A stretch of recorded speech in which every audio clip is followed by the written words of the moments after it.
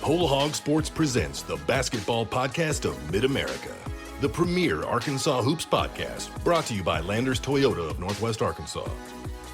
With Whole Hog Sports basketball analyst Scotty Bordelon, here's your host, Matt Jones. We said last week that Arkansas's basketball games have all kind of played out in a similar manner this year. They get behind, it seems like early. They play catch up. Well, they got behind Oklahoma, and they could never really quite catch up with the Sooners in Tulsa. Got blown out of the building at BOK Center. 88-66 was the final score. Probably could have been worse. Arkansas got close to OU a couple of times in the second half, got within 4, got within 3, got within 6, but it seemed like every time that Arkansas would make a run, OU would have something ready for them. And then at the end of the game, it just kind of felt like the Razorback players just kind of gave up on it after OU hit a flurry of three-pointers, really got away from them in the final 4 or 5 minutes of that game. Matt Jones with Bob Holt of the Arkansas Democrat-Gazette and Scotty Bordelon of Whole Hog Sports. They were both in BOK Center on Saturday. What were your takeaways as you watched that game? One of my biggest takeaways was kind of exactly what Eric said after the game. It's just that Arkansas's individual defense was probably as bad as it's been all season. He said it was as bad as it had been since he's been at Arkansas. Just, we're pushing 2 1/3 of a season, so he's got a lot of games to think about there. But after every game, I go back and I watch and I track like opponents' field goals made and field goals attempted versus each Arkansas defender. Here's some of those numbers. These are field goals against J.D. Note. Oklahoma was 5 out of 10. Against Stanley Amude, 3 of 6. Against Audis Toney, 4 of 9. Against Devo Davis, 3 of 3. Chris Likes, 3 of 4. Jalen Williams, 4 of 8. So there's not a single Arkansas defender that you could say had a really good game the other day. Like, they really just didn't defend like they had. Like, even when Arkansas hasn't played well this year, you can pretty much count on them being at least pretty good defense team. And Jalen Williams, all of the buckets that he gave up were threes. He had a particularly difficult time defending Tanner Groves on the perimeter and kind of some pick and pop situations. And I thought Eric made a pretty heady decision to insert Stanley Amude into the game to try to defend Tanner Groves and get out on the perimeter and maybe disrupt his shooting out there. But then you've got to, kind of depend on Stanley being a pretty good individual defender. And he had a rough day. Like, he gave up a baseline out of bounds bucket, and then he, if he hadn't fouled, an Oklahoma player would have given up a sideline out of bounds bucket. I mean, just kind of all the way around just a pretty bad day defensively. Eric said that Chris Likes gave up a bunch of threes. He only gave up 1. I thought the 2 that were biggest was JD. Until about the 7 or 8 minute mark Oklahoma was 1 of 5 from 3 shooting against him, and then he gave up two threes that were pretty big. That kind of, I thought, broke Arkansas's back. I feel like Arkansas is still a pretty good team. Time will tell if they're as good as last year's team. That's a high bar too, because that team went to the Elite 8, and you can have good teams that don't get nearly that far in the NCAA tournament. It felt to me like they were probably a little bit overranked, almost like the football team after they had beaten Texas and Texas A&M. Good team. They weren't the number 8 team in the country. And so I kind of feel like that's kind of where the basketball team was. And now this is a little bit, say, like that Georgia football game. It brings them back down to earth a little bit. They played a good team. OU, I'm really surprised they're not in the top 25 right now, because their 2 losses are to a couple of 7-3, 8-3 type teams, Butler and Utah State. And if you look through their schedules, there's really only 1 bad loss between those 2 teams. OU looks like a really complete team to me. But I guess where I'm going with this is that I think losses like this can be really beneficial to teams. Bob, like last year's team, when they lost to Alabama and LSU in back-to-back games in mid-January, I felt like that was kind of the turning point in the season, because it got their attention that you can't just show up and do these things that you've been doing. You have to grow. You have to get better as a basketball team. And I thought that's what they did after those two losses. Eric Musselman, even, I think you ran the heck out of them after the first loss and said it may cost us the next game, but I think it's going to be beneficial for us in the future. He mentioned that they're getting back to the basics in practice this week before they play Hofstra down in North Little Rock. It just feels like a big loss like this can be beneficial because you can play poorly and you might win a game and it doesn't get a team's attention. You play poorly and you lose the way they did to OU in front of a big Arkansas crowd. And that's got the potential to really get their attention and maybe turn the season around. Yeah, I mean, obviously it's not a good loss, but as you have benefits if they learn from it. Eric Musselman said on his radio show the other night that they're in training camp mode this week. You know, it's finals week, but they don't have classes, and they have a week between games from the OU game to the Hofstra game on Saturday night in North Little Rock. So obviously the practices are closed, but I got to feel they're going at it pretty hard. I think he said they had their longest film session of the season on Monday or maybe ever. So they obviously studied a lot of things, and they showed the players a lot of areas where they probably had mistakes and breakdowns they need to correct. And yeah, physically it sounded like a pretty tough practice. And I expect them to ease up a little bit at the end of the week, but yeah, I mean, I think it's a time they can get better, especially mentally, having some physical practices as well. And also, it'll probably be a good wake-up call that we don't want to go through this again. So, I mean, I don't think it's just the fact they lost. I think it's the way they lost that really, should get their attention. I think it's a good deal or a good thing that, Arkansas is going through some probably pretty physical practices this week, because that's one of the things that jumped out to me on Saturday. Arkansas in previous games, like Bob, you and I saw in Kansas City up close and personal, like how active and at times physical, Audice Tony can be on the defensive glass and the offensive glass, just how active he can be.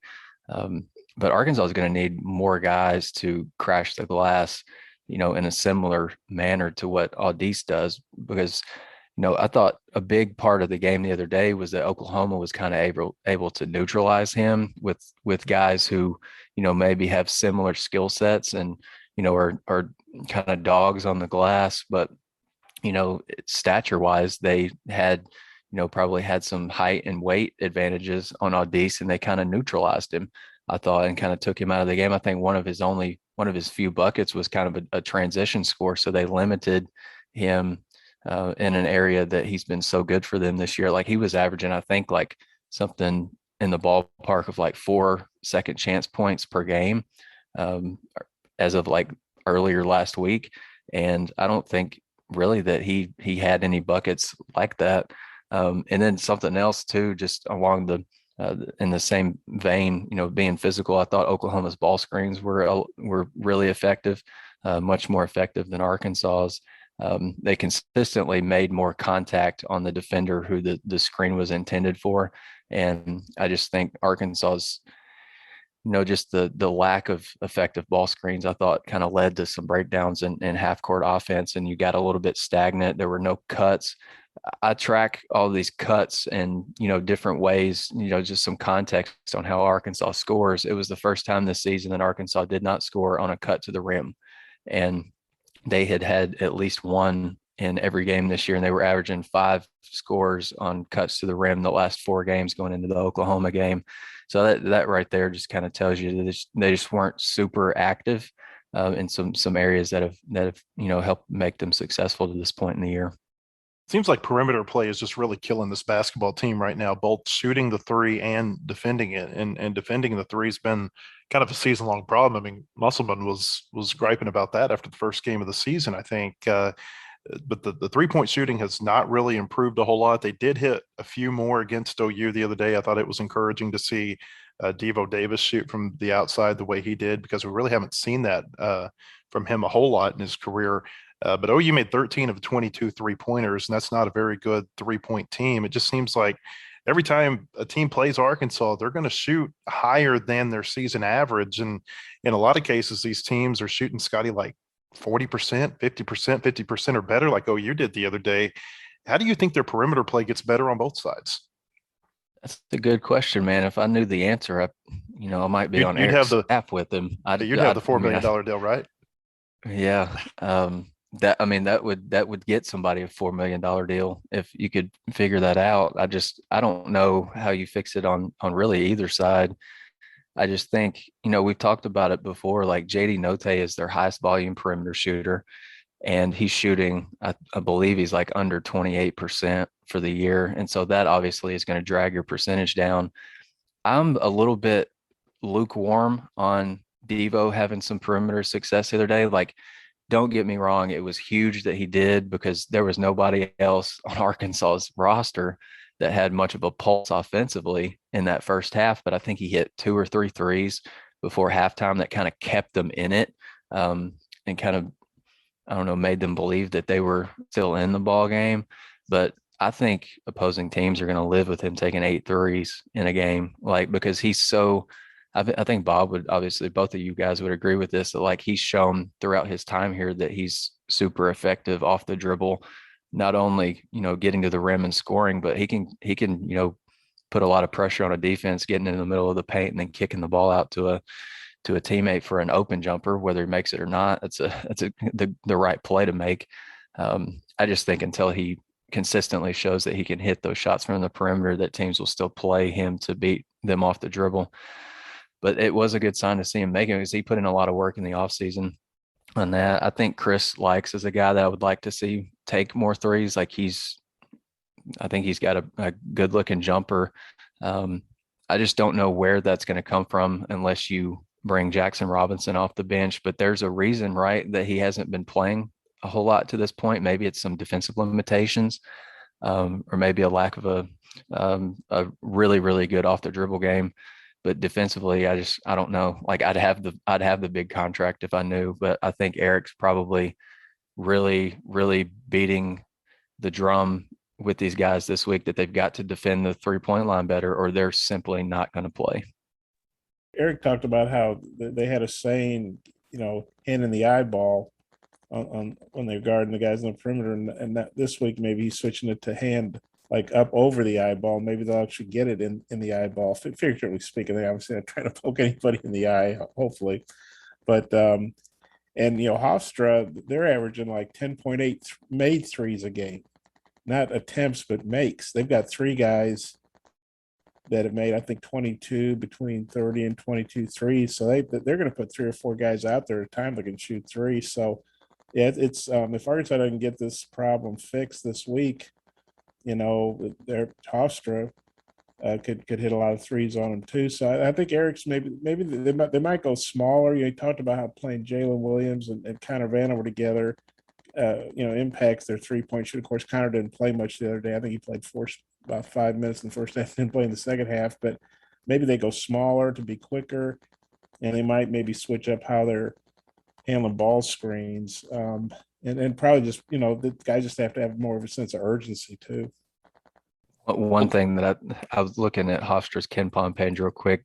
It might be a good thing for Arkansas that Hofstra's not defending the 3-point line very well. I think they're, according to KenPom, they're 337th nationally defending the three. They've up threes at a 39% clip to D1 teams. So, I think if there is a time for Arkansas to maybe get right from three, it's this weekend. But again, you're playing in an arena that, probably a lot of these guys haven't been in. So it's going to be another one of those deals like Kansas City and like over the weekend where you're trying to get your bearings in a new arena.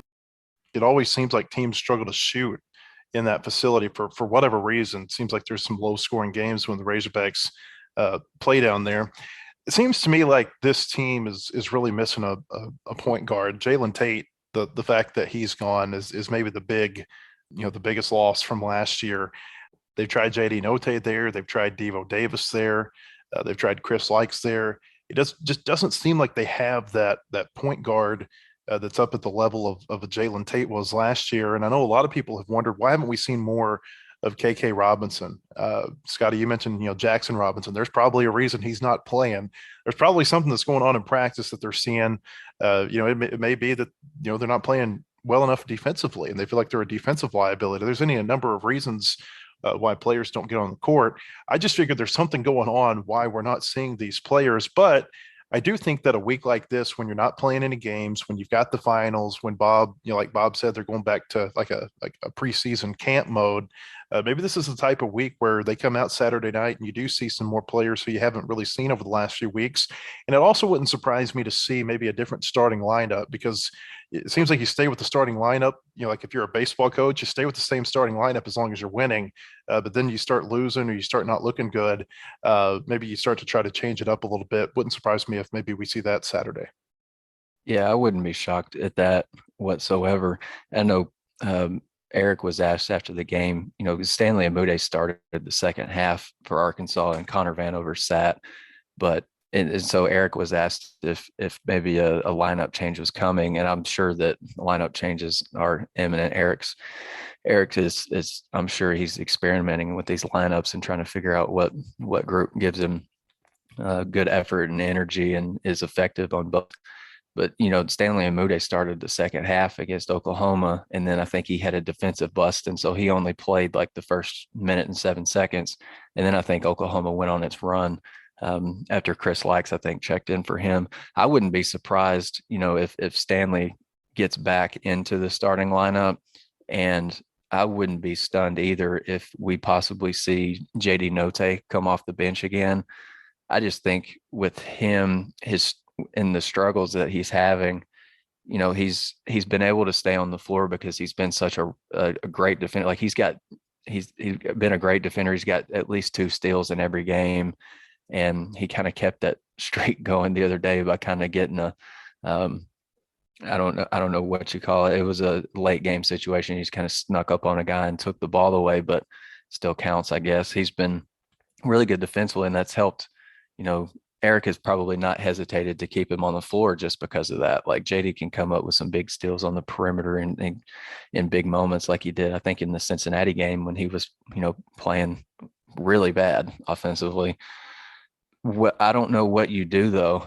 I really don't. And I know I keep saying that, but that's something that Eric, it's a good thing that they've got, they've got literally had a week to figure it out. I do expect to see Kkk Robinson this weekend. I think he is the pure point guard on the roster. The thing with KK is his foot 100%? Like, do you feel confident that he can give you good minutes on that foot? And then can he stay out of foul trouble? Like that's been really the bugaboo for him since he's been here. Like I think he led the team in fouls committed per 40 minutes played last year. And you need your point guard to stay on the floor. But I think you're right. Like missing a true pass first guard like Jalen Tate is a big deal. I think that's kind of what got Devo off to a slow start this year, because he was trying to figure out where his offense is coming, where he needs to be on the floor, because last year Jalen Tate looked for him. This year, JD Note is a little bit slower for guys. Chris Likes is probably the same way. Yeah, I think one thing that impacts Kkk Robinson is, he only played, limited minutes off the bench, 11 games last year. He had the stress fracture, had the surgery. And then I know, he recovered, but I think he had, not sure, I think it's a stress reaction over the summer, and that cost him a lot of workout time, and he was limited in training camp. And so I think a lot of it is that, especially in a system like Eric's, guys need to be out on the practice is important for everybody, but maybe LeBron James doesn't need to practice as much as some people do. I think, KK being a young player and missing all that time last year, he really needed a good summer and a good camp. And it's not his fault, the injury, but I think he missed a lot of valuable practice time. Hopefully the foot's feeling better and he's able to get more practice reps. But that's something I think that's probably affected his playing time. But like Scott, he is that pass first point guard. Devo did a pretty good job of piling up assists here in recent games, but he really had to take on the scoring load the other day. And with the outside shoot, I just got to believe at some point they're going to start dropping for Note, because I think he's about a 36% 3-point shooter, something like that. He's about 10% under that. But I know Scotty charged all these shots, and he needs to take better threes. He's taken too many of the threes he doesn't make at a high clip, and he needs to take or they need to get him in position to take more of the ones that he hits at a higher rate, those catch and shoot ones in different spots on the floor. But I think at some point the percentages have to turn in their favor a little bit more. But on the other hand, we're 10 games in, so it's a pretty decent sample size now. They haven't played SEC teams yet. You figure it's only going to get tougher in the SEC, so they got to get some things figured out here in the next couple of games. The basketball podcast of Mid-America is brought to you by Landers Toyota of Northwest Arkansas. Visit their location at 411 South Metro Parkway in Rogers or online at landerstoyotanwa.com. For all your automotive needs, shop Landers Toyota NWA in Rogers, where we guarantee you the best buying experience and best service after the sale in Arkansas. Landers Toyota NWA in Rogers.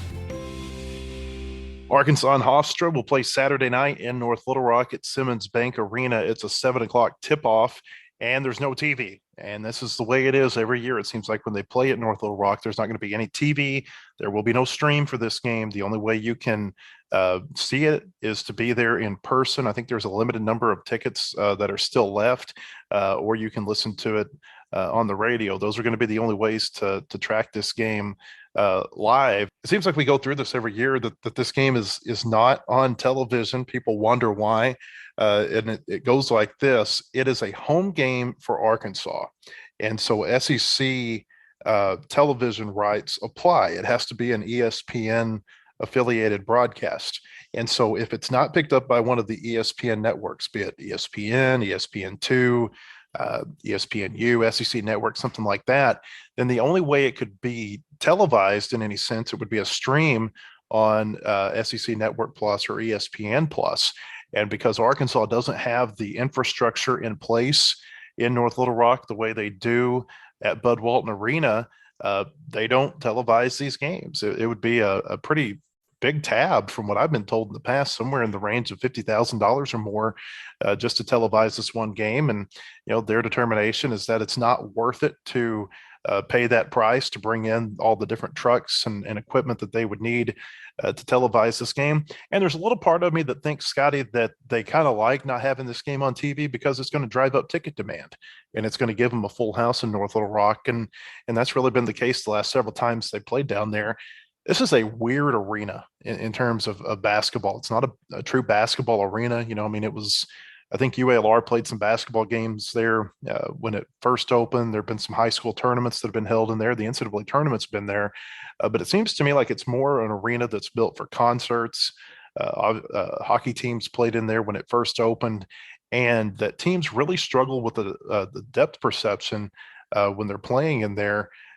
This has been a place that Arkansas, they've won a lot of games, but it seems like they've really struggled to win some of those games. I think about who was it, Valparaiso in Musselman's first year when they had to have a real big comeback. It seems like there have been a lot of those types of games when they played in North Little Rock. Yeah, that Valpo game, man, that was one of the best games of Eric's first season. And, kind of how we're set up in Bud Walton Arena, we're kind of probably 3/4 of the way up in one of the corners in the lower bowl. And so we don't feel like we're right on top of the game. We feel like we're I kind of feel like I'm a little bit separated from the game sitting there, being that far away. But a couple of years ago against Valpo, we were down on the floor on one of the baselines, and the crowd for that game was incredible. It was packed. Mason Jones and Isaiah Joe were playing really well. Jimmy Witt got the crowd going a lot in that game. And then I remember right at the tail end, Adriel Bailey had one of the best blocks that I've ever seen live, where he met one of Valpo's guards at the top of the square, and it just it sent the arena into really like a kind of a state of hysteria. Like I couldn't hear myself think. Everything was shaking, and it just kind of made me realize that it's kind of incredible that these guys have to play through this and make sound decisions when you can't even hear yourself think. But it's going to be, I think it's a neat atmosphere, and I expect a pretty good crowd because I imagine there are a lot of people. It's a chance for a lot of those folks like my family in South Arkansas. They can't always get up to Fayetteville for a game, and you can't watch the game on TV. So, hey man, why not check out the game? But I do agree with you. The arena setup is a little bit it's a little bit different because sometimes like you can have a front row seat behind one of the baskets and you're like 20 or 25 feet away from anything just because of kind of the little half walls are kind of set up for like a hockey game. And so you can have a front row seat and still be, kind of away from the action and kind of a blocked view with the band and the media setup, cheerleaders, that kind of thing. But looking forward to it, man. I think the fans are going to show up in North Little Rock. There's still a lot of excitement. I feel like for this team, they're 9-1. It's not like they're 1-9. Like they're still pretty good. They're still top 25. I still think they're a top 20 caliber team, even though they did fall 12 spots this week. There's still a lot of work to do, but it's still a pretty fun group. This will be the 22nd game that Arkansas has played at this arena. Simmons Bank Arena, of course, used to be Verizon Arena, was Alltel Arena before that. They've won 7 of their last 8. They're 12-9 there all time. They've changed the way they schedule there, though. I mean, in the early days that they played there, they were playing some really good teams. Eddie Sutton brought a good Oklahoma State team in there. Bill Self and Bruce Weber both brought really good Illinois teams in. Bob Knight brought a Texas Tech team in. Scott Drews brought Baylor in there. They played Houston in Mike Anderson's first year, and Alandis Harris really just killed Arkansas in that game for Houston. Of course, ends up transferring to him, I think, the next year. But they've changed their scheduling since that point. They were playing those types of teams, and now, the last several games have been Alabama A&M, South Alabama, SEMO, Mercer, Sam Houston, Troy, Texas San Antonio, Valpo, and now Hofstra. It's interesting that they've had so many quality teams come in, Bob, who've been ranked, the Sutton teams and the Bill Self teams. This will be the first time Arkansas has ever played as a ranked team at this arena. I think fans will be pretty into it because, one, they didn't play down there last year because of COVID. So it'll be their first appearance in Central Arkansas in 2 years. Like Scotty said, this is still a pretty good team. They're 9-1. They're coming off a tough game, but I mean, not that people can't drive from Fayetteville or from Little Central Arkansas, Little Rock, Conway, wherever, to see the Hogs in Fayetteville, but obviously it's a lot closer in North Little Rock. And whether it's baseball games, now the football games haven't drawn real well. They haven't played great teams there of late, but Mercer beat them in overtime a couple of years ago too. So, but you're right, they're not playing the caliber of teams they did, but I think they want to play those kind of teams in Fayetteville if they can, the other Power Fives, or if they're playing somebody, let's say from the Big East or something, but. They don't have a great overall record down there, but they do get good crowds. Eric mentioned this the other night that it's loud. He was telling guys like Gus Argenal and that they're new to the staff and, hey, you come here, it's going to be as loud as any arena been in. And coaches used to say that about War Memorial Stadium. Even though it was kind of compact, it was as loud, to really hold the noise. And so I think it'll be a good crowd. That'll probably be good for the Razorbacks to get them going. You got some guys from the area like Devo Davis from Jacksonville and Kkk Robinson from Little Rock and that you assume will be excited to play back home, probably have more family and friends there than usual. So I think maybe a little change of scenery will do him some good after what happened to him in Tulsa. Connor Vanover, another one that's going back and playing in his hometown. You think back through Arkansas's history, I mean, they've had some really great games in the state at their Central Arkansas, Southeast Arkansas arenas, the Pine Bluff Convention Center, Barton Coliseum. It seems like they've always been great atmospheres. Jim Robkin told me one time that, Eddie Sutton challenged him to, bring the energy whenever Arkansas would go play. They'd have to play big names in Barton Coliseum in Pine Bluff because they got so dadgum good at Barnhill that the teams wouldn't come play them at Barnhill. They told me a story about, I think, was it Bob, Kansas in the 1980s? They played them in Lawrence one year. They're supposed to come back to Fayetteville. They said, we're not doing that. We'll play you in Barton Coliseum or at Pine Bluff. Of course, Dean Smith wouldn't come to Barnhill. That's why they beat North Carolina in Pine Bluff. It's really a neat history of Arkansas going to Pine Bluff and Little Rock and playing basketball games. And there's so much focus on War Memorial Stadium, but they've got a really neat, history of games at these other facilities. Yeah, I think a lot of people might be surprised to know that Arkansas did beat North Carolina in Pine Bluff in '84. The year before, I think, or I don't think it was the year before. I think it was a few years before they had played North Carolina in Greensboro, not Chapel Hill. Yeah, I remember one year they played Wake Forest in Little Rock in Barton Coliseum, and they played Wake in I think in Winston-Salem. I think it was back in the early '80s. It was actually on a Super Bowl Sunday. I remember covering the game, and they beat Wake Forest there on a free throw where I think Alvin Robertson or somebody snuck in there and got a tip in on a missed free throw. That was a pivotal play, but yeah, I mean, Arkansas used to play, I think, five games between Pine Bluff and Little Rock. They played 5 games in Central Arkansas, and a lot of times it was around the Christmas holidays because the students were gone. But also, like you said, teams wouldn't play them. Then also, Barnhill, a great arena, but it sat 9,000. I think Pine Bluff sat about 7,500, and Barton sat around 8,000. Now, of course, you've got 20,000 seat arena approximately. Little Rock, it's a lot more tickets, all the sky boxes, so they're not going to play 4 or 5 games home games outside of Fayetteville. But yeah, when I first got on the beat in the '80s, they played a lot of games in Central Arkansas. Real quick on Hofstra, they're coached by Speedy Claxton, who of course was a longtime NBA player. He actually won the NBA title with the Spurs in 2003. Then is traded or goes in free agency, one or the other, to Golden State, which was a big step down at that point, and played for Eric Musselman at Golden State. So there's a lot of connection here between the two head coaches. Hofstra is his alma mater. He's in his first year coaching there. They come into this game 6-5, but Scotty, you look at their losses. They lost in overtime at Houston to begin the year. They lost to Iona. Of course, Iona's got the really nice win over Alabama this season. They lost by 2 points at Maryland. They lost to Richmond, and they lost to Stony Brook. They've also beaten some teams in here that, in most years would be pretty good wins, Bucknell, Princeton. And so this is a team that, I think is really interesting on Saturday afternoon. You mentioned they shoot the 3-point ball well, and you just expect anybody to give a good effort. And then there's also this element of Arkansas coming off final exams. It seems like teams always kind of struggle a little bit in that weekend after finals. Yeah, I mean, you throw in the fact that Arkansas is going through finals, and when they're not in the classroom taking finals, or and they're at their house, studying for finals, they're in a training camp type situation in practice. I mean, this could be a physically and kind of mentally exhausting week for Arkansas, and then you got to go defend the line like that. Like that's a pretty tough thing to have to do. I think some of those losses that you mentioned that were kind of narrow for Hofstra, I think that shows you the potential that team has. But the losses to I should say the loss to Stony Brook is just kind of tells you, every game has its own identity. Like if I had $1 for every time Eric has said that since he's been at Arkansas, I'd be filthy rich.